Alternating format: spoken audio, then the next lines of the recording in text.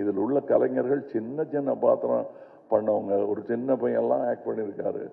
ஒரு 50 படம் பண்ணியிருப்பாரு அந்த பையங்கிற மாதிரி பண்ணியிருக்காரு. அதுக்கு நிஜமாவே 100-200 படம் பண்ணவங்கெல்லாம் சின்ன சின்ன வேஷங்கள் பண்ணியிருக்காங்க. இந்த சந்தோஷத்துக்காக, மணி சார் கூட ஒர்க் பண்ணுங்கிற சந்தோஷத்துக்காக தான் பாதி பேர் வந்தாங்க. சம்பளம் 2ஆம் பட்சம் தான் அவங்களுக்கு. இது எங்களுக்கு தெரிந்த உண்மைங்கிறதுனால சொல்றேன்.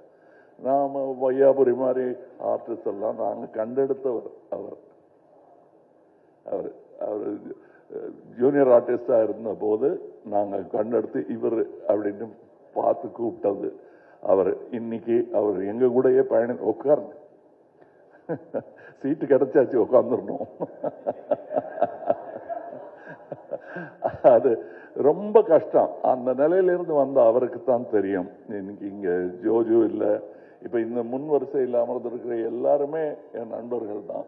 அவங்களுக்கு இந்த வாய்ப்பு கிடைச்சது எனக்கு பெருமையா இருக்கு. நீங்க படம் பார்த்துட்டு இவங்களெல்லாம் பத்தி நான் பேசுறேன். ஏன்னா இப்ப பேசும்போது அவர்கள் பெயரை மட்டுமே குறிப்பிட வேண்டி வரும்.